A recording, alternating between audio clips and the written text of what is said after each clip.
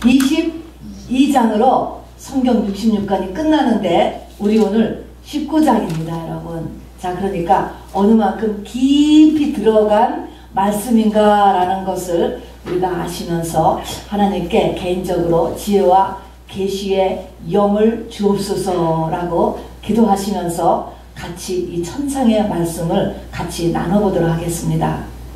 여러분, 예수님께서 죽으시고 부활하심으로 인하여서 우리의 모든 죄가 다 끝났다 라고 하는 것을 기독교의 그냥 시식으로 우리가 받아들인다거나 또는 이 부활절이 교회의 절개 행사로서 그친다고 한다면 우리가 가장 불쌍한 자가 될 것이며 또 예수님을 죽게 하시고 부활시키신 하나님의 의도는 완전히 무시되는 것입니다. 여러분, 이 부활절은 지금 나에게 강력하게 무엇인가를 요구하고 있다는 것을 여러분 명심하시기 바랍니다. 이 부활절은 나에게 적용되어야지만 합니다. 우리가 아는 사도 바울께서 만일에 우리와 같은, 우리가 지금 흔히 생각하는 그렇게 부활을 이렇게 생각하셨다면 그렇게 고생하면서 그의 남은 생애를 사실 필요가 없었을 것입니다. 바울께서 뒤에 있는 것을 잊어버리고 앞에 있는 표대를 향하여서 다름박질했다 라고 말씀하시고, 내게 유익하던 것을 다 해로 여기고 또 배설물같이 여겼던 것은 부활에 이르려 함이다 라고 이야기했습니다. 부활에 이르려 한다는 것입니다. 우리가 부활, 그러면 부활로 인하여서 우리의 모든 죄가 다 끝났다 라고, 주님이 또 역사적으로 죽으셨다가 살아나셨다, 이러한 역사적인 사실을 받아들이는 것과 죄가 끝났다라는 것을 그냥 받아들이는 것으로 끝났다면, 부활의 사도 바울께서 그렇게 고생을 하면서 사셨는데 그 고생의 목적이 부활에 이르려 한다라고 이렇게 말씀하셨거든요. 그러니까 이것이 단순한 지식이 아니라는 것입니다. 깨달음이 아니라는 것입니다. 우리에게 큰 목적을 가지고 우리가 도전해야 되는 우리의 일로서 우리에게 다가와야 된다라고 하는 사실인 것이죠. 그래서 부활에 이르려고 한다라고 이렇게 말씀하셨습니다. 여러분, 부활은 모든 사람들이 다 부활해요. 믿지 않는 사람도 다 부활해요. 사람으로 태어난 존재는 다 부활합니다. 아까도 기도한 것처럼 영벌에 이르는 부활이 있고요, 영생에 이르는 부활이 있습니다. 또 그 가운데서도 천차만별의 부활이 일어나는데, 여기서 바울 선생님께서 빌립보서 3장에 부활에 이르려 한다라고 하는 그 부활은 첫째 부활을 나타내는 것입니다. 이거는 계시록에만 있는 말씀인 것입니다. 첫째 부활이라는 단어 말입니다.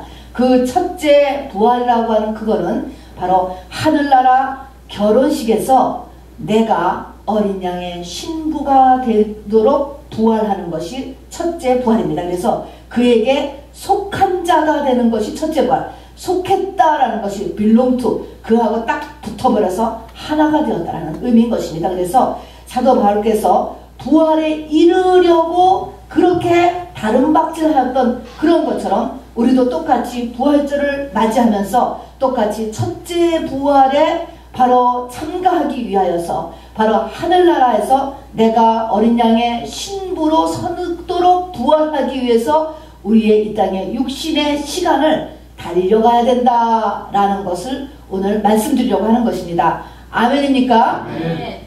사도 바울께서는 분명히 너희는 나를 본받는 자가 되라고 이렇게 말씀했습니다. 그러니까 우리도 이 부활에 이르는 것이 내 삶의 목표가 되어야만 합니다. 그것을 가장 자세하게 지금 우리가 깨달을 수 있는 거가 요한계시록 가운데 있고, 그 가운데 오늘 19장을 같이 나눠보려고 하는데, 이 19장은 하늘나라의 결혼식을 소개하고 있는 거예요. 굉장한 일인 것입니다. 여러분, 지혜와 계시의 영을 우리가 여기서 하나님께서 주시지 않으면 이것이 상상이 안 돼요. 여러분, 우리에게 와닿지 않는 것입니다. 그러나 한번 여러분 지혜와 계시의 영을 구하면서 이 하늘나라의 혼인잔치에 대해서 한번 같이 들어가 보시기를 원합니다. 여기 우리 계시록 19장을 시작하는데요, 19장 1절에서부터 6절까지 보면은 할렐루야가 여러분 몇 번 나오는가 한번 이렇게 세보시기 바랍니다. 제가 성경에는 이렇게 이 밑줄을 쳐놨거든요.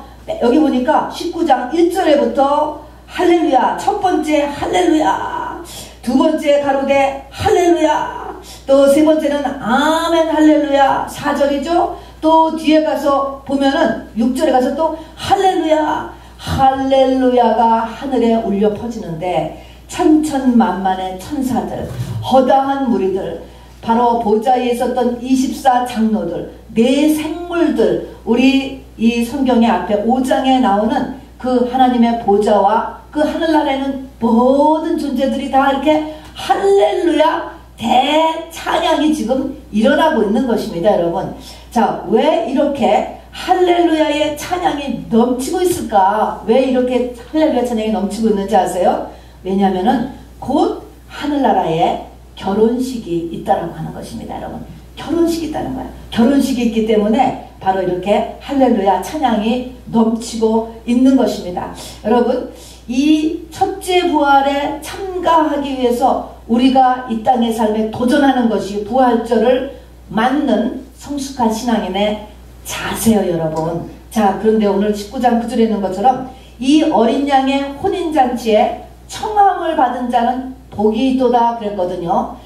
저와 여러분 다 청함을 받으셨습니다, 여러분. 이 자리에 계신 분들은 다 청함을 받았다고요. 신부 후보생이라는 거야. 그러나 다 청함을 받았지만 이건 창세전에 예정된 거예요. 다 그러나 청함을 받았지만 여기서 이제 신부로 뽑혀야 돼요, 여러분. 뽑혀야 된다고. 청함은 받았지만 청함을 받은 것도 큰 복을 받은 거예요. 그러나 이 청함 받은 가운데서 이제 어린 양의 신부로서 이렇게 택함을 받아야 된다고 할까요? 뽑혀야 된다고요. 요즘 말로 뽑히는 일이 우리가 이 땅에서 해야 되는 일이라 라고 하는 것입니다. 여러분, 이 어린 양의 신부가 된다, 예수님과 결혼한다 라고 하는 그 말의 의미는 첫 번째가요, 결혼이라고 하는 것은 내가 전혀 다른 새로운 존재가 된다라는 신비스러운 것을 사실은 이야기하는 거예요. 그래서 이 땅에 결혼을 가지고 설명을 했지만 바로 이것은 우리의 상상을 초월하는 거예요. 흙덩이인 피조물, 흙인 우리가 우주를 창조하신 하나님으로 바뀌어지는 것, 이게 결혼. 그래서 이 땅에서도 그거를 설명하기 위해서 결혼을 하면 여자가 라스트네임이 바뀌어지거든요. 그렇게 하도록 만들었어요. 그는 뭐냐면 라스트네임이 바뀌어졌다, 아버지로부터 내가 라스트네임을 바뀌었는데 결혼하면서 라스트네임이 바뀐다라고 하는 것은 내가 근원부터 달라진다, 그런 말이거든요. 우리가 예수님과 결혼한다, 결혼이라는 표시밖에 할 수가 없는 거예요. 결혼한다라는 의미는 나라고 하는 존재가 근원에서부터 다른 존재로 바뀌어진다는 것입니다. 하나님같이 되는 것이죠. 신이 되는 것입니다, 여러분. 이게 첫 번째의 결혼의 의미예요, 여러분.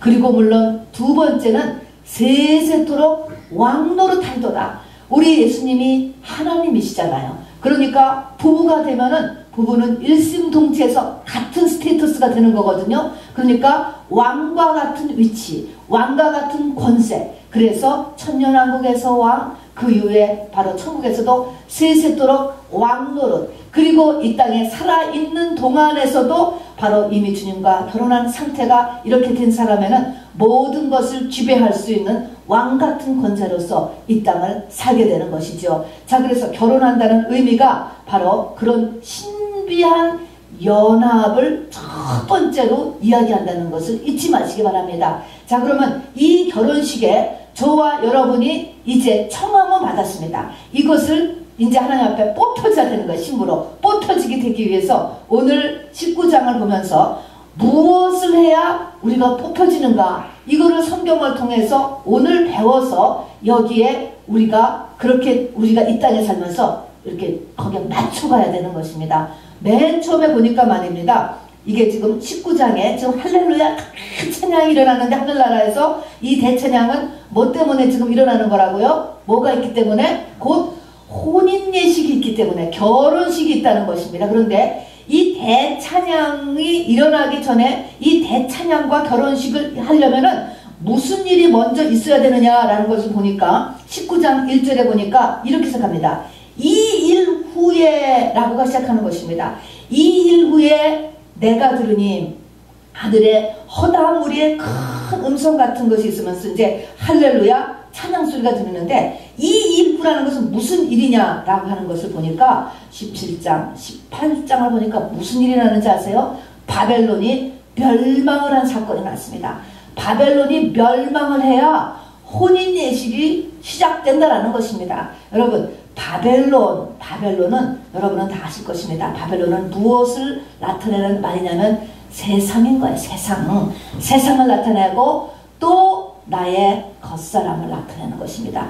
세상이 멸망, 바벨론의 패망이 일어나야 바로 이렇게 혼인잔치가 시작된다라는 것이 첫 번째입니다. 그러니까 18장에 우리가 지난번에도 배웠지만 18장에 보면은요, 하나님의 음성이 들리는 거예요. 내 백성아 바벨론에서 나와라 라고 외쳐요. 바벨론에서 나와라. 여러분, 이 말씀은 여러분에게는 할 수 있지만 함부로 할 수 없는 말이에요. 왜냐하면 이 땅에 교회를 오는 사람들은 시작은 거의 100%예요. 전부 다 바벨론에서 자리 잡으려고 오는 거거든요. 내 미숙한 부분들 이 바벨론에서 세워보려고 열심히 기도하고 하나님을 믿어서 바벨론에서 자리 잡으려고 오는 사람인데, 여기서 보면은 바벨론에서 나와라 이렇게 얘기하니까 절대로 큰일 나는 것입니다, 여러분. 자, 그러니까 이거는 계시록 18장에 등장하는 것처럼 성숙한 신앙인에게 하는 말씀인 것입니다. 우리도 다 바벨론에서 터잡으려고 신앙생활을 시작했지만,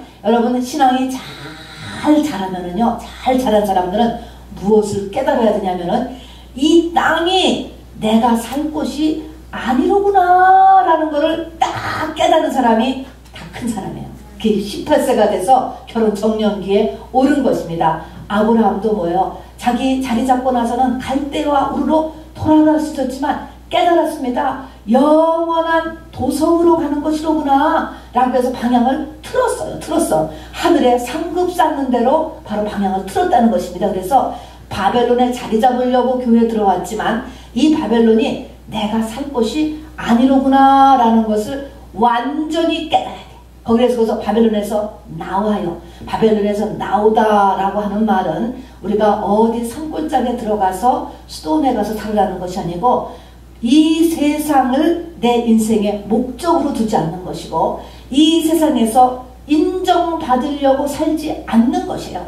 바벨론을 무시해버리는 거지. 살기는 살되 무시해버려. 전도의 현장일 뿐인 것입니다, 여러분. 이렇게 해서 바로 이 세상이나 세상에 있는 것들을 사랑하지 않는 상태인 것입니다, 여러분. 이래서 바벨론에서 나와야 된다. 이것이 첫 번째 우리가 이 결혼식에 참가하는 조건이에요, 여러분. 그러니까 저와 여러분이 부활절을 맞아서 우리가 해야 될 것은 이 세상과의 관계다라고 하는 것입니다. 그런데 여러분, 이렇게 계시록 18장에서 내 백성아 바벨론에서 나와라 라고 이렇게 이야기했지만, 실제적으로 여러분 성령 받은 사람도 바벨론에서 나오는 사람이 많은 것 같아요?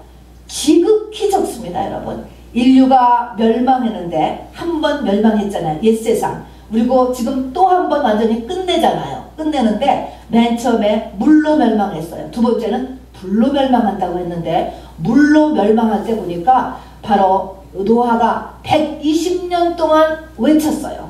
120년 동안 외쳤는데 바로 노아 본인 가족 외에는 아무도 바벨론에서 나오지 않았습니다, 여러분.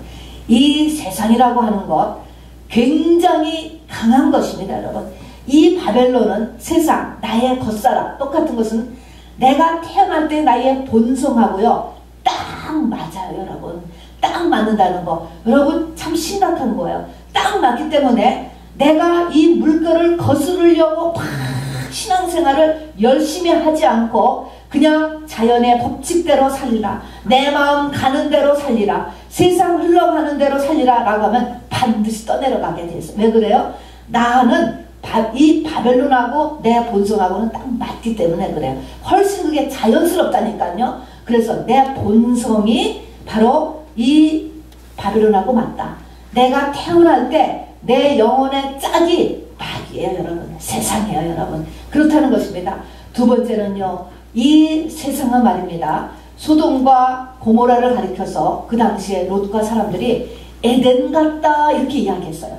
여러분, 이 세상은 좋은 것들이 많이 있어요. 여러분, 악하고 음란하고 나쁜 것들도 많이 있지만 여러분, 이 세상에 들어가면은 에덴같이 우리를 끌어다니고 좋게 느껴지는 많은 것들이 있는 게 사실이에요. 여러분, 사실이기 때문에 세상에서 못 빠져나오는 거예요. 이 좋은 것을 두고 라고 이렇게 생각해야 된다니까요. 그 다음에 세상을 붙잡고 있는 마귀는요, 미혹을 하는데 강력한 힘을 가지고 있습니다. 미혹의 대왕이야, 대왕. 그래서 마귀를 갖다가 한마디로 하면은 미혹하는 자다. 성경은 이렇게 이야기합니다. 미혹하는 힘을 가지고 있습니다. 미혹한다는 것은 우리를 꼬시는 거예요. 내가 꼬시는 줄 알고 넘어가는 게 아니고 내 생각과 내 마음이 바뀌어진다니까. 잘못 생각하는 거예요. 근데 잘못 생각하는지 몰라요. 얼마나 철두철미하게 잘 속여서 미혹하는지. 그러나 미혹이라는 것입니다. 요한계시록 12장에 보면은 큰 용이 내쫓기니 옛뱀 곧 마귀라고도 하고 사탄이라고도 하며 온 천하를 꿰는 자라 그랬습니다. 큰 용, 옛뱀, 마귀, 사탄인데 한마디로 온 천하를 꿰는 자, 꼬인다는 것입니다. 꿰인다라고 하는 것입니다. 20장 3절에도 보면은요, 그 무저강에 던져 넣어 잠그고 그 후에 임봉하여 천년이 차도록 다시는 만국을 미혹하지 못하게 했다. 한마디로 마귀가 하는 일은 미혹인 것입니다. 이 세상을 갖고 또 내 본성을 갖고 그 미혹이라는 그 파워를 가지고 우리를 하나님에게서 떼어서 바벨론에 그대로 머물러 있게 하는 게 마귀야, 여러분. 자, 그러니까 이것이 우리가 세상적으로 생각하면 나쁘지 않지 않습니까? 우리가 뭐 나쁜 짓하라고 하는 게 아닌 것입니다. 내 본성에 맞고, 그리고 이 좋은 에덴 같은 이 세상에서 바로 여기에 그냥 안주하도록 이렇게 끊임없이 우리의 마음과 생각에 역사하는 것이 미혹인 것입니다. 바로 이 마귀는 말입니다. 이 땅의 사방 백성을 미혹하여서 싸움을 붙이니 그 수가 바다의 모래같다. 계속적으로 마귀에 대해서 얘기했다는 미혹이에요. 20장 10절에서 보면은 그들을 미혹하는 마귀가 나중에는 불과 유황못에 던져져서 거기는 짐승과 거짓 선지자도 있어 세세토록 모두 밤낮 괴로움을 받으리라 이렇게 이야기했지만 어쨌든 마귀는 뭐 하는 자라고요? 미혹하는 자. 온 천하를 미혹하고 만국을 미혹한다 라는 것을 잊지 마시기를 바랍니다. 우리를 나쁜 일을 하라는 것이 아니고 세상에 스틱되게 만드는 거야. 내 겉사람에 스틱되게 만드는 것이 바로 마귀고 바로 이 미혹하는 자, 옛뱀 용이라고 하는 사실인 것입니다. 성경은 이야기하는 게 뭐냐면 내 겉사람 그리고 바벨론 이 세상은 내 영혼과 연결되지 않은 모든 것은 다 무의미하다는 것입니다. 다 없어진다는 것입니다. 아침 안개와 같이 nothing이라는 것이에요. nothing, 여러분. 자, 그래서 이 세상 것이 영원할 줄 알고 가치가 있는 줄 알고 이렇게 마귀가 미혹을 하는데 절대로 그렇지 않다는 것입니다. 결코 다시 있지 않는다. 흔적도 없다는 거예요. 그래서 바벨론이 멸망할 때 보면은요, 모든 것이 내 좋아하는 캐시도 없어지고 집도 없어지고 차도 없어지고 물건도 없어지고 건강도 없어지고 아름다움도 없어지고 가족도 없어지고 신랑과 신부의 소리도 없어지고 뭐 영원한 러브스토리 없어져요. 그런 것도 하나도 없다니까. 이 땅의 모든 것들이 다 아침 안개와 같이 없어진다. 헛되고 헛되니 모든 것이 헛되도다. 노하지 않느나 이것이 내 영생과 연결된 것이 아닌 한에는요 아무 의미가 없습니다. 우리가 먹고 자고 씻고 공부하고 하는 그 일하는 모든 것들이 아무 의미가 없는 일이라고 성경이 이야기하는 것입니다. 아멘이십니까? 여러분, 이것을 심각하게 우리가 한번 들어두시기 바랍니다. 왜냐하면 일주일에 잠깐 듣는 말씀의 시간과 세상에 나가서 이 미혹하는 강력한 힘이 우리를 갖다가 이 비진리로 이끌어 드릴 때 얼마나 내 겉사람이 강하며 얼마나 이 세상이 강한지 모릅니다. 여러분, 그래서 우리가 집중하여서 말씀에 나를 막 묶으려고 해야 됩니다. 자, 그래서 이렇게 강력하게 세상과 나의 겉사람의 우리를 미혹하는 이 마귀의 세력에서 우리가 이기고 이 바벨론이 멸망되어야, 내가 바벨론에서 나와야 혼인잔치가 시작돼요. 자, 이것이 첫 번째인 것입니다. 그러나 이제 제가 5가지를 얘기하지만 다 같은 거야. 다 같은 맥락입니다. 이제 두 번째 혼인잔치가 시작되는데 보니까요, 아까 보니까 할렐루야 노래가 4개나 크게 온 하늘나라에 퍼지는 것이는데, 무엇을 할렐루야 했더니 첫 번째가 구원, 하나님의 그 구원하심을 할렐루야 하는 거예요. 두 번째는 아멘 할렐루야, 아멘 할렐루야. 이 아멘 할렐루야라는 것은 성경 말씀이 다 아멘이라는 거예요. 성경 66권이 다 맞다 이거라는 것입니다. 할렐루야라는 것은 여호와를 찬양하라 그런 것이거든요. 다 맞습니다. 옳습니다. 그런 거죠. 아멘 할렐루야. 하나님의 말씀이 다 할렐루야. 또 그 다음에는 뭐가 할렐루야 보니까 하나님의 심판이 할렐루야. 또 마지막으로는 하나님의 통치하심이, 하나님이 천체를 다 운행하고 계시는데 하나님의 그 매니지먼트가 할렐루야라는 것입니다. 이 4가지를 할렐루야 하고 있는 거예요. 자, 우리도 똑같이 이 4가지가 할렐루야 할 수 있어야 혼인잔치를 하는 거야. 이것이 하늘나라의 국가인 것 같아요. 이 할렐루야가요. 그러니까 우리가 이 하늘나라의 이 국가를 우리가 같이 동조를 해야 하늘나라에 이 결혼식을 할 수 있지 않겠습니까? 4가지를 할렐루야 하는데, 구원이라든가 또 하나님의 말씀이 할렐루야인 것은 받아들일 수 있을 것 같아요. 하나님의 이렇게 이 흙덩이를 바로 영원한 바로 이 하나님의 신을 만드는 건 할렐루야. 예수를 주신 거 할렐루야잖아요. 그것도 좋고, 하나님의 말씀 할렐루야 받아들일 수 있어. 그런데 우리가 문제가 되는 거 잠깐 살펴보시기 바랍니다. 그의 심판도 할렐루야, 그의 통치하심이 할렐루야. 과연 이것이 우리에게 할렐루야가 될 수 있을까라는 것이 우리에게 두 번째의 도전인 것입니다. 심판은 뭐예요? 나에게 일어나는 고난이에요. 내 일생에 일어나는 고난을 여러분 할렐루야로 받아들이고, 나에게 내 인생에 행하시는 이 하나님의 모든 것들이 할렐루야냐 하는 것입니다. 여러분, 저는 지난주에 손양원 목사님의 일대기를 이렇게 유튜브를 통해서 보게 되었습니다. 여러분도 한번 보시기 바랍니다. 그 손양원 목사님의 따님이 생존해 계셔요. 그래서 그 권사님이 거기서 잠깐 간증하는 것이 나오는데, 자기가 하나님 앞에 상처받은 사람, 얼마나 하나님 앞에 상처를 받았는가 라는 것을 이야기하는 것입니다. 남들은 자기의 2 오빠가 공산군에게 예수 믿는 것 때문에 총살당하고, 그리고 아버지가 돌아가셨을 때 남들은 자기 집을 순교자라고 이렇게 이야기를 하지만, 자기는 그 소리가 지긋지긋 할 뿐만 아니라 그 2 오빠가 공산당에게 죽고 나서 아버지마저 돌아가시고 나서는 하나님에 대해서는 원망과 불평밖에 없었대요. 완전히 하나님과 울면서 말씀을, 원망과 불평, 도저히 이해할 수가 없는 것이죠. 왜 하나님을 믿는 나에게 이런 그냥 어려움을 주셨으며, 하나님을 믿기 때문에 우리 가정은 풍지박산이 났다는 것입니다. 여러분, 풍지박산이 났지요. 그래서 원망과 불평밖에 없었는데, 그것이 60년 여러분, 60년이 지나고 나서 지금 뭡니까? 그 하나님의 통치하심에 할렐루야를 하신다는 것입니다. 그래서 간증을 하시는 거예요. 여러분, 그것이 하나님 앞에서 해결되는데 60년이 걸린 거예요. 여러분, 자, 나에게 일어나는 고난이 있지 않습니까? 내 인생이 왜 남의 인생 같지 않고 이렇게 꼬이고 어렵고 힘든가? 여러분, 이것에 대해서 여러분 할렐루야를 할 수 있는 데까지 가야 우리가 어린 양의 혼인잔치에 들어가요. 하늘나라 애국가를 부른단 말입니다. 여러분, 이것이 우리의 숙제인 거예요. 부활절에 두 번째 숙제인 것입니다. 여러분, 사도 바울도 참 굉장하신 분인 것 같아요. 전도하러 나갔다가 말입니다. 전도를 못하고 바로 빌립보 감옥에 갇혔잖아요. 얼마나 저 같으면 낙심했을 것 같아요. 뭐를 잘못해서 그랬을까?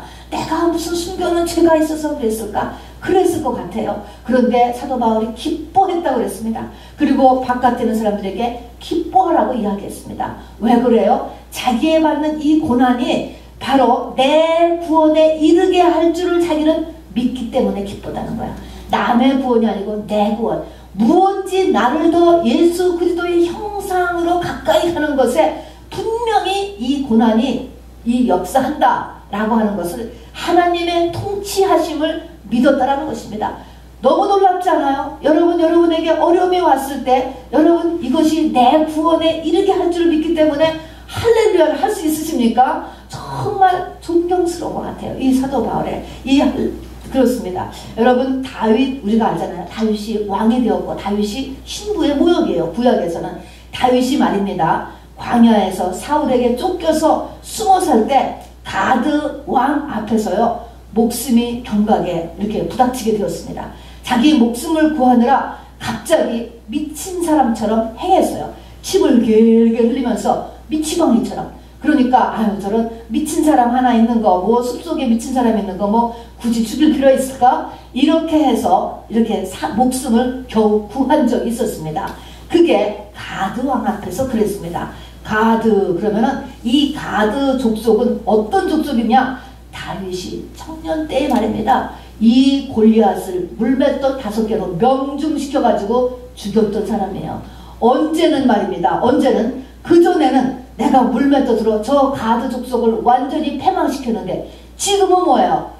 오히려 시간이 더 지났는데 이 가드왕 앞에서 미친 자처럼 침을 길게 흘리면서 바보 천치 노릇을 하고 지금 이렇게 목숨을 구하기 위해서 구걸하고 있다니까요. 하나님께서 왜 그런 일을 허락하셨을까요?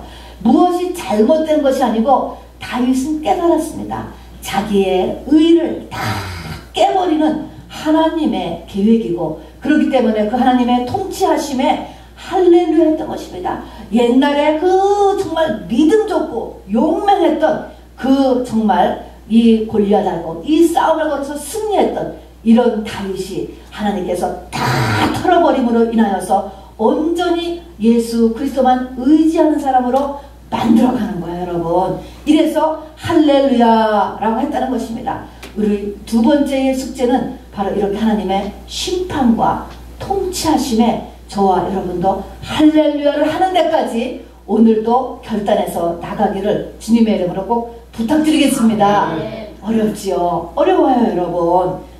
자, 세 번째는요, 이제 신랑 입장. 찬양팀이 다 끝나고요, 이제 신랑 입장이 왔습니다. 여러분 11절부터 16절, 19장 11절부터 16절까지가 바로 신랑 입장입니다. 여기에 소 제목을 써놓은 것을 보면 성경에 보면 뭐라고 써있냐면 백마를 탄 자 이렇게 씁니다. 백마 탄 왕자가 드디어 여기서 등장합니다. 뒤에 보면은 정말 그 옷과 다리에 이름 쓴 것이 있으니 만왕의 왕이요 만주의 주라 했으니까 백마 탄 자요. 여러분 하나님을 믿는 사람이든 믿지 않는 사람이든 시대와 종족을 넘어서 모든 여자들은 자기의 아이디어란 남자를 백마 탄 왕자로 항상 묘사해요. 참 이상해요.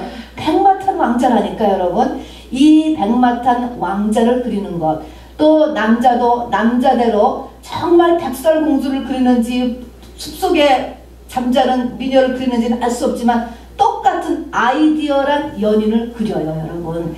이거는 사람의 타고난 본능인데 본능을 넘어서 영혼을 향한 하나님의 계획에서 일어나는 거예요, 여러분. 그러니까 이것을 자꾸 자기가 쫓아서 아이디어란 남자를 만나기 위해서, 아이디어란 여자를 만나기 위해서 자꾸 찾으면 so stupid, 어리석은 자예요. 이상적인 남편, 이상적인 아내는 없어요, 여러분. 없어요. 그렇게 자꾸 이상적인 배우자를 그리워서 자꾸 연속극을 보고 인터넷을 보고 소설을 보고 하는 이유는 그 내 속에는 영의 갈망인 거예요. 뭐 하라고? 예수님하고 짝하라고. 네 영혼의 신랑은 예수밖에 없는 거예요. 그 예수 속에 들어갔을 때만이 그것이 만족되기 시작하는 것입니다. 그래서 하나님이 하나님의 사랑하는 자, 하나님의 배우자를 만들기 위해서 우리의 영을 그렇게 만드신 것이지, 바로 하나님을 알지 못하기 때문에 이것을 세상에 적용하다간 엉망진창의 인생이 되어버린다는 것을 아시기를 바랍니다, 여러분. 그래서 우리는 눈이 열려서 이 백마 탄 왕자가 이 요한계시록 19장에 등장하는구나, 여러분 이게 예수님을 나타내는구나 라는 것을 아시기 바랍니다. 그런데 이 백마탄 왕자가 했는데요. 백마탄 왕자가요. 백마를 타고 턱시도를 입고 큰 산에 오는 게 아니었습니다. 여러분 이게 지금 오는데 뭡니까? 바로 당시에 로마의 군대 문화를 그대로 묘사해서 지금 하나님께서 보여주셔서 여기서 사도 요한이 이게 지금 환상에서 보고 그냥 쓴 것입니다. 근데 로마가 당시에 전쟁을 엄청 많이 했습니다. 많은 지역을 정복하고 돌아올 때 이기면 백마를 타고 오는 거예요. 백마를 타고 오는데 몇 군데를 내가 쳐서 이겼느냐 해서 이긴 것마다 면류관을 씌워줬대요. 뭔가가 이렇게 훈장을 거기다가 올려줬던 것 같아요. 여기 보니까 머리에 많은 면류관을 썼고 백마를 타고 오는데 보니까 몸이 전체가 피투성이에요. 옷이 전체 피투성이에요. 이 피투성이는 물론 영어로는 하나님의 말씀이야. 우리는 이제 말씀하고 싸워서 피투성이가 돼야 된다라고 하는 거지만 이때의 모습은 사람을 많이 죽여가지고 옷이 전체가 이렇게 피가 묻은 거예요. 그러고서 지금 들어온 것입니다. 그러니까 이 신랑의 모습은 뭐예요? 전쟁터에서 많이 승리를 하고 지금 곧바로 들어오는 모습으로 신랑 입장을 한다라고 하는 것입니다. 백마를 탄 거는 이겼으니까 백마를 탔지만 머리에 많은 면류관을 쓰고 그리고 옷은 전체가 완전히 피투성이가 되어서 바로 들어온다는 것입니다. 그러니까 이렇게 막 전쟁에서 이긴 싸운 군인으로서 신랑이 등장한다는 것입니다. 그런데 더불어서 이 모습을 저기 보면은요, 이 하늘에 이 백마탄자가 왔는데 충신과 진실이라 그가 공의로 심판하며 싸우더라 그랬습니다. 여기 보니까 이 싸우는데 이 충신과 진실과 공의로 심판하며 싸우더라. 신시어하며 그리고 아주 충성되며 로열티가 있으며 페어하게 성실하고 충성되며 공정하게 바로 이렇게 이 삶을 살고 거기에 불꽃 같은 눈을 가지고 지금 신랑의 모습이에요. 여러분 백마탄 왕자의 모습을 한번 상상해 보세요. 여러분 결혼 조건할 때 이거 다 쓰지 않았습니까? 눈이 불꽃 같아. 모든 것을 다 보는 그런 눈을 가지고 있고요. 그리고 자기밖에 아는 자가 없는 이름을 가지고 있다. 하나님이라는 거야. 스스로 계신 자. 그리고 입에서는 날선 검이 나온다는 거야. 바로 이 말씀의 사람인 거야. 입에서 나오는 말은 다 성경 말씀만 나오고 진리의 말씀만 나오고 손은 철장 권세를 가지고 있고 발은요 전능하시니의 맹렬한 진노의 포도주 틀을 밟는다. 이 발로 누르면 포도주가 다 터지는 거야. 다 터져서 이런 것처럼 그냥 철장 권세를 가진 손과 발이요 사단을 거침없이 다 밟아 찢기는 것입니다. 여러분 그리고 바로 만왕의 왕 만주의 주 이것이 우리가 그리는 백마탄 왕자의 모습이에요. 한마디로 바로 우리가 예수를 따라가야지 바로 우리가 예수님같이 이렇게 결혼식이 많은데 이 예수를 따라가기 위해서 가장 중요한 것이 뭐냐면 전쟁해야 된다는 거예요. 여러분 그래서 이 신랑이 전쟁터에서 있는 이 남자의 군인의 모습으로 바로 신랑 입장에 등장하는 것입니다. 그러니까 가장 중요한 것이 우리가 신부가 되려면 부활에 승리하려면 첫째 부활에 참가하려면 뭐 해야 된다고요? 이겨야 돼요. 영적 전쟁할 수 있어야 되고 이 정적 전쟁에서 이겨야지만 우리가 첫째 부활에 참가할 수 있다는 것입니다. 신앙생활은요 그래서 싸움을 잘해야 돼요. 분명히 이 굉장한 영적 전쟁 의지가 필요합니다. 또 이웃 간에도 의지를 세워줄 수 있도록 위로하고 격려하고 붙잡아줘야지 저절로는 절대로 되지 않는다라는 것입니다. 자, 이것이 이제 세 번째입니다. 영적 전쟁해야 되고 이겨야 된다라는 것입니다. 네 번째를 보세요. 19장의 이제 세 번째 파트입니다. 그러니까 19장이 세 파트로 되었어요. 처음 6장까지는 할렐루야 찬양팀, 그 다음에는 신랑 입장, 오늘 세 번째 파트 17절에서 21절까지는요 여기도 또 큰 잔치래요. 분명히 하나님의 큰 잔치가 있다라고 하는데 이 잔치는요 끔찍한 잔치. 우리가 보면은요 무슨 잔치예요? 사람의 고기를 새들로 하여금 다 뜯어먹게 하는 잔치. 여기 보세요. 고기. 왕들의 고기, 장군들의 고기, 장사들의 고기, 말과 탄자들의 고기, 자유한 자들의 고기, 종들의 고기. 사람의 고기 바베큐예요. 지금 굉장한 사람 고기를 뜯어먹으라고 했습니다. 끔찍하지 않습니까? 그리고 여기에서 그거를 이렇게 인도했던 그런 사람들, 거짓 선지자와 짐승은 바로 그대로 산채로 유황불 붙는 못에 던지운다. 여러분, 이런 거를 보면 사랑의 하나님이라고 하는 말을 잘 생각하셔야 돼요. 이게 지금 사람 고기를 다 뜯어먹으라고 이렇게 이야기한 거거든요. 여러분 가운데 혹시 바로 꿈이나 환상 가운데 좋지 않은 느낌을 주는 새들이 잔뜩 있다라고 하면은 여러분 회개하셔야 돼요. 그거는 뭐냐면, 여기서도 지금 뭐냐면 하나님 이 천상에 지금 결혼식을 하는데 새들을 불러요. 모든 새를 불러가지고 이 고기를 뜯어먹어서 사람의 고기로 배불리우라 그러는 거예요. 새들한테 시키는 것입니다. 그래서 영적인 의미로서 이 새라고 하는 것이 하나님 앞에 버려진 사람들을 이렇게 뜯어먹고 사는 존재로서 등장하는 거예요. 결코 좋은 게 아니에요. 이 새라는 것이. 그래서 이 새들을 불러다가 전부 다 이 사람 고기를 뜯어 먹게 하는 것입니다. 자, 그러면은 이것을 하나님이 큰 잔치래. 이 잔치가 있고 나서 이제 그 다음에 신부가 입장해요. 자, 그러면 신랑은 입장했는데 신부 입장은 안 해. 신부가까지 입장을 해야 결혼식이 되잖아요. 자, 그러면은 신부가 입장하기 전에 왜 이렇게 이 사람 고기들을 새들로 하여금 다 뜯어먹고 그 모든 우두머리들은 산채로 유황불에 넣는다라고 하는 그 의미가 무엇일까? 우리가 세상적으로 보면 말입니다. 이 존재들은 다 이 신부하고 같이 교제했던 그냥 결혼하기 전에 남자친구들이야. 이게 전부 다. 이거보다 작사를 내는 거야. 지금 이 사람들이. 다시 말하면 우리의 옛성품이 깨끗이 처리되지 않으면 안 된다라는 거예요. 안 된다. 완전히 끊어져야 된다는 거야. 나한테 이런 습관이 있었어. 이런 성격이 있었어. 이런 버릇이 있었어. 여러분, 기다 안 되다. 처음에는 그렇게 해요. 자, 10번 할 거 9번 할 거. 줄여도 가도 있어요. 조금 가다가 또 하다가 아이고 1년은 또 그 버릇이 없었는데 1년 전에 또 나왔어. 여러분, 이렇게 하나님 앞에 합당하지 않은 바벨론적이며 나의 겉사람적인 우리의 어떤 좋지 않은 것들이 완전히 끊어져야 된다는 것입니다. 여러분, 이러니까 하나님 얼마나 이게 어렵겠습니까? 여러분, 그러니까 하나님께서 우리에게 자꾸 보이지 않는 고난들을 주는 것에 우리가 할렐루야인 거야. 그래서 우리가 완전히 천부여 의지 없어서 두 손 두 발을 완전히 드는 데까지 하나님께서를 인도하시는 것입니다. 그래서 바로 이렇게 이 새들을 통하여서 이 모든 이 사람 고기를 다 먹어버리는 이런 끔찍한 완전한 이런 파티예요. 완전한 이 끔찍한 일을 다 버리고 이것이 다 끝났어요. 이제 완전히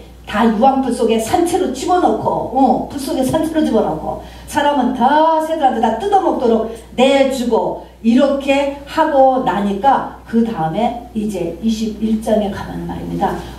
이제 신부 입장 가장 하이라이트잖아요. 신랑은 와서 서 있는 것입니다. 신랑은 와서 지금 서 있고 지금 막 전쟁터에서 갓 돌아온 모습으로 바로 피투성이가 돼서 흑투성이가 돼서 서 있는 신랑. 그러면 신부가 들어오기 전에 뭐 한다고?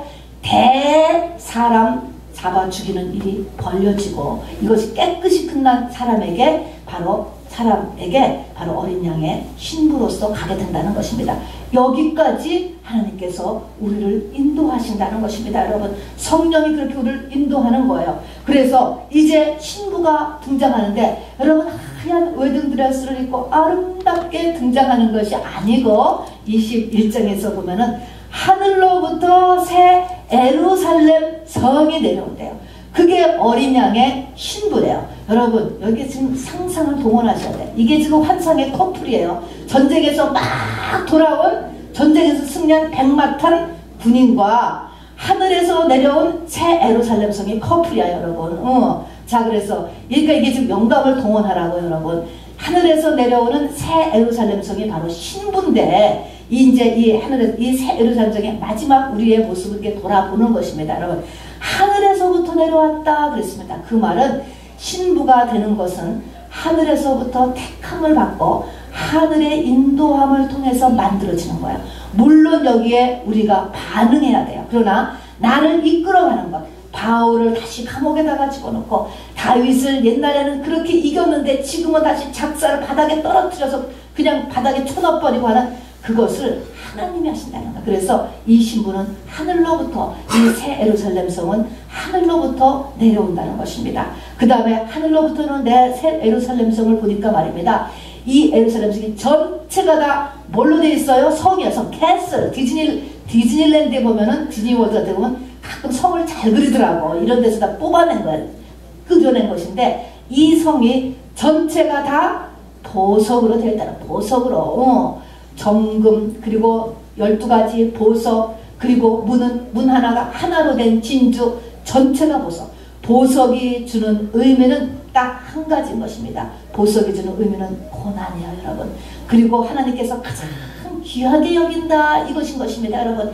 이 땅에서 사람들이 보석을 귀하게 여기는 그것으로 이렇게 상징적으로 해주시면서 하나님이 너희가 고난받음으로 인하여서 하나님의 사람으로 변해가는 그것을 하나님께서는 보석같이 귀하게 여긴다, 이렇게 말씀하시는 것입니다. 그래서 우리의 눈물을 보석이라고 이야기하셨고요. 또 그래서 이렇게 이 보석은 고난을 통과하는데, 고난이라는 것이 이것이 뭡니까? 십자가를 통과해서 만들어진다는 것입니다, 여러분. 그래서 십자가를 우리가 져야 돼요.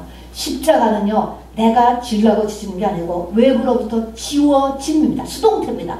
그래서 우리의 인생에 상상하지 못한 일이 자꾸 터지는 거예요. 누구 탓이 아니라니까요. 하나님이 나에게 십자가의 길로 나를 끌어들이셔서 그래요. 하늘로부터 새 예루살렘 성이 내려와서 그런 거예요. 십자가는 고난인 것입니다. 바로 금도 바로 용광로를 들어가야 되는 것이고, 모든 이 보석은 화산이 폭발할 때 만들어지는 것이고, 진주는 조개 속에 그 모래 하나가 들어가서 조개가 그것 때문에 너무나 그 속살이 아파가지고 바로 진액을 내뿜어서 만들어진 것이 조개 아닙니까? 어쨌든 모든 이런 이 보석이라고 하는 것은 십자가의 길을 통해서만 만들어지는 것입니다. 그래서 전체가 보석이 되어 있어요. 십자가인 것입니다. 여러분, 고난, 십자가 하는 것은요, 십자가는 내가 죽는 곳이기 때문에, 여러분은 내가 그 달려 죽어야 하기 때문에 내 체중보다 그것이 무거워요. 내 키보다 높아지는 거예요. 한마디로 십자가는 무거운 거예요, 여러분. 여러분에게 지금 짊어지고 있는 그 일이 여러분 무거워요. 당연히 무거운 것입니다. 사는 것이 무겁단 말입니다, 여러분. 그런 것이 당연한 것입니다, 여러분. 이게 십자가의 길에 끌려 들어가서 그래요. 주께서 성령으로 붙잡아 주시지 않으면 못 견디는 것입니다, 여러분. 기도하지 않으면 못 사는 게 십자가의 길이에요. 안 그러면 놔버리면 뭡니까? 놔버리면 한참 지나서 다시 재수가 또 다음은 또 뺑 돌아서 재수가, 그러다가 인생이 끝나버리면 안 되죠. 자, 그래서 십자가는 무거운 것이고요. 십자가 체험은 모욕적이고 창피한 거예요. 십자가는요, 벌거벗겨서 가는 거예요. 창피의 극치예요. 창피. 동네 창피한 거예요. 집안에 창피한 것입니다, 여러분. 십자가는요, 고독한 거예요. 혼자 매맞고 혼자 죽는 것입니다. 숨이 끊어질 때까지 더 공중에다 달아매는 것입니다, 여러분. 이런 것이 십자가예요. 그러니까 십자가를 통과한다는 것이 여러분 결코 쉽지 않아요. 그래서 그 공동체가 교회예요. 그래서 교회는 하나하나 사람이 많은 게 정말 좋아요. 서로 위로하고 격려하고 도와주고, 그리고 훈수 놓고 점지하는 것보다는 그냥 도와주는 게 하나님이 알아서 고난으로 끌고 가기 때문에 그냥 우리 사람끼리는 도와주는 게 사실은 성경이 이야기하는 것입니다, 여러분. 이렇게 십자가는 상상할 수 없이 어려운 거예요. 무겁고요. 말할 수 없이 창피하고요. 아프고요. 그리고 고독한 바로 길이라고 하는 사실인 것입니다. 그리고 여기에 특별히 문이 참 눈에 띄어요. 이 새 예루살렘 성의 모든 문은요, 하나로 된 진주라는 것입니다, 여러분. 이 진주는 바로 사복음서에 보면은 모든 것을 다 팔아서 극히 값진 진주 하나를 샀다는 거예요. 모든 것을 다 팔았다라는 것입니다, 여러분. 뭡니까? 내 인생이 다 들어가는 거예요. 다 들어가요, 여러분. 여러분, 우리가 예수 그리스도의 신부로 부르심을 받았고 내가 그렇게 되기를 원해서 가는 사람은 그 인생이 다 여기에 들어가요. 남은 거 한 가지예요. 예수 그리스도의 신부가 된 이거 하나 남으면 할렐루야. 그러네 많은 사람들이 그냥 하나님 앞에 청함은 받았지만 바로 혼인 예수께 청함은 받았지만 광야에서 다 쓰러지고 만대요. 이렇게 어려운 길이니 어떻게 우리가 쉽게 갈 수가 있겠습니까? 그러나 여러분과 저는 꼭 이 하늘나라 혼인잔치에서 만날 수 있게 되기를 바랍니다. 참 마지막으로 아까 가장 중요한 것이 이 신랑은 이기는 자라고 그랬죠. 이겨야 된다 그랬잖아요. 이기기 위해서 우리가 늘 이야기하는 우리 계시록에서 이야기하는 바로 이기는 원리, 전쟁의 3대 원리 3가지 잊지 마시기 바랍니다. 어린 양의 피와 자기의 증거하는 말과 죽기까지 자기 생명을 아끼지 아니하였도다. 이렇게 이기는 거예요. 자, 그래서 맨 처음에 어린 양의 피를 우리가 잊지 말아야 돼요. 오늘 주님이 죽으시고 이미 부활하셨다라고 하는 것입니다. 이 부활절에 우리가 다시 한번 또 성만찬을 하고 부활절을 보면서 어린 양의 피는 승리했다라고 하는 것이죠. 우리에게 얼마나 큰 십자가의 길이 우리에게 다가오고 바로 무겁고 창피하고 아프고 고독하고 힘든다 할지라도 여러분 낙심하지 말라는 것입니다. 여러분 자포자기하지 말라는 것입니다. 나는 못해 라고 뒤로 물러가지 말라는 것입니다. 여러분 미혹의 영은 계속적으로 여기에서 미혹하는 것입니다.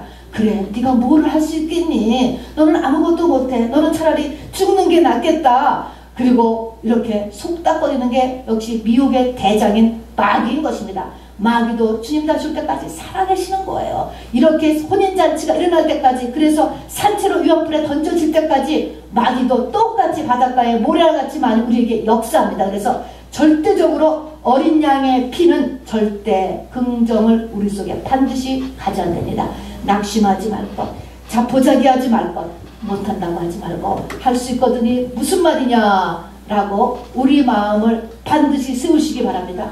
7번 엎어져도 8번 일어나고요. 우리가 언제 주님의 신부가 될지 몰라요. 80에 될지 90에 될지 되면은 왕같이 변하는 것입니다. 여러분 내 마음이 왕같이 변하고 환경이 왕같이 변하는 것을 잊지 마시고 그 소망을 해서 주님 나라가는 그때까지 여러분 달려가셔야 돼요. 절대로 중간에 스탑하시면 안 됩니다. 그리고 자기의 증거하는 말, 내 속에 하나님의 말씀이 있어야 돼요. 말씀을 반드시 내가 먹어서 그 말씀을 내가 힘들 때 어려울 때 말씀을 받고 또 말씀을 내가 선포하고 명령기도 하신 증거하는 말, 그 다음에 죽기까지 자기 생명을 아끼지 아니한도다. 여러분 끝까지 전심전력을 다하시기 바랍니다. 우리 주님께서 죽으심으로 인하여서 바로 우리에게 구원을 이룬 것처럼 우리도 하나님이 그리하셨기 때문에 우리도 죽기까지 자기 생명을 아끼지 않고 나가지 않으면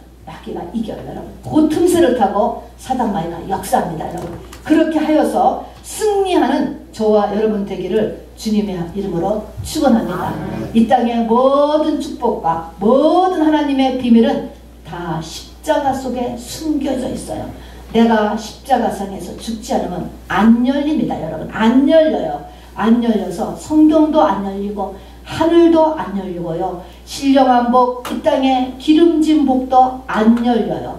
안 열리게 되니까 예수 믿으나 마나다, 교회 다니다 마나다 이렇게 점점 되어가는 이 시대인 것입니다. 여러분 그러나 이 시대에 이 어린 양의 혼인잔치 참가하는 첫째 부활에 참가하는 사람, 십자가에 정말 죽은 사람이 우리 민족에게 필요하고 이 시대에 정말로 필요한 것입니다.